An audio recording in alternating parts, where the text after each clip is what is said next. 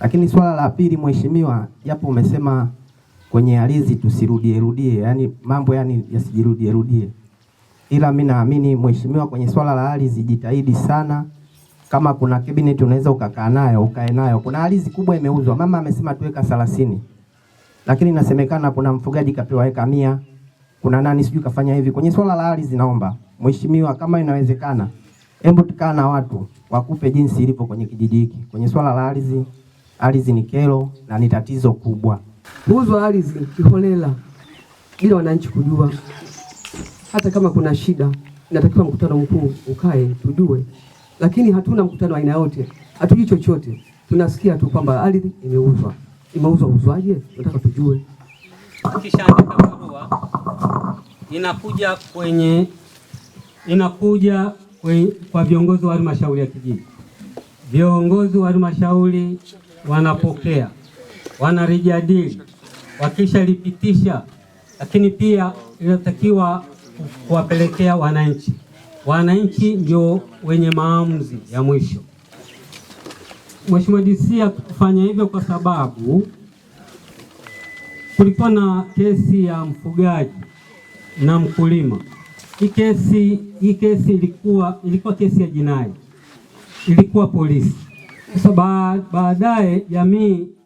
baadaye ilipofikia mwishoni vijana wetu walitaka waje wakamatwe.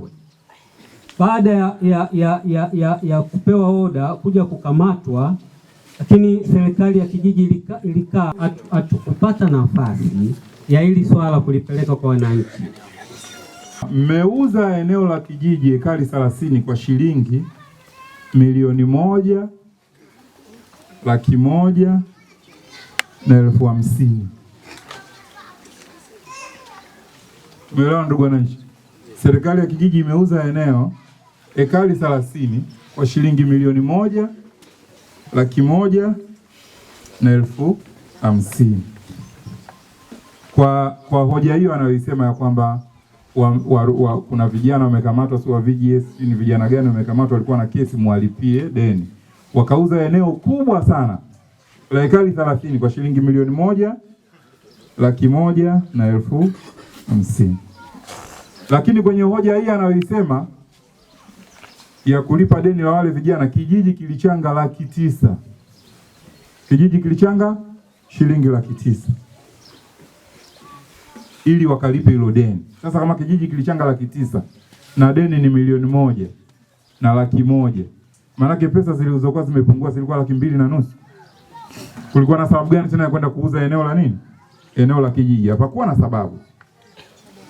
Kwa hiyo maana yake ni kwamba kwa sababu hawaiti vikao vya kijiji kufanya maamuzi kwa pamoja, kwa hiyo wanapokutana watu wachache tu kati yao, wale viongozi tu wenyewe tu wanakaa wanajiamulia, na ndio maana wameamua uuzaji wa eneo hilo. Nikauliza eneo hilo limeuzwa kwa nani?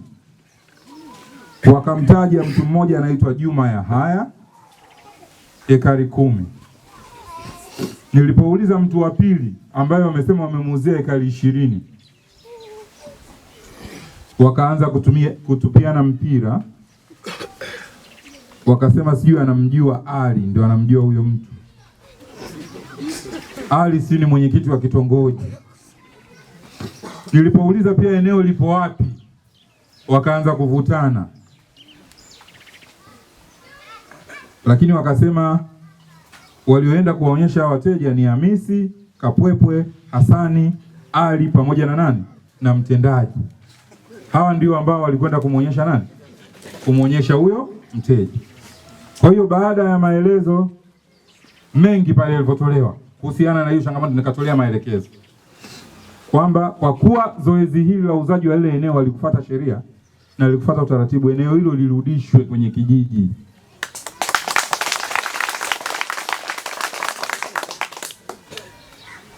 Lirudishwe kwenye nini? Kwenye kijiji.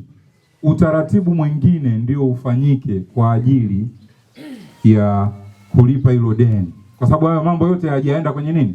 Hajaenda kwenye mkutano mkuu.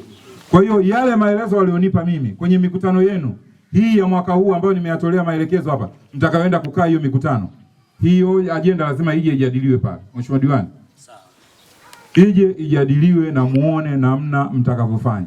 Lakini eneo la ekari 10 aliyopewa Juma ya haya lirudi, sababu ni eneo la kijiji. Eneo la ekari 20 la kijiji lirudi kwenye kijiji. Hiyo habari ya 1,150,000 utafutwe utaratibu mwingine wa kuilipa, kwa sababu nilisikia mmechanga almost 900,000. Kwa hiyo kama ni 900,000 maana ilikuwa kuna gepu la 2,500,000 tu kukamilisha lile deni, ili deni liishe na ile eneo linabaki kuwa ni miliki ya nini? Miliki ya kijiji. Huwezi kuuza ekari 30 kwa shilingi 1,150,000 kwa sababu yani utakuwa umeuza shilingi 38,000 kila eka, utakuwa umeuza kwa shilingi 38,000. No, haiwezekani.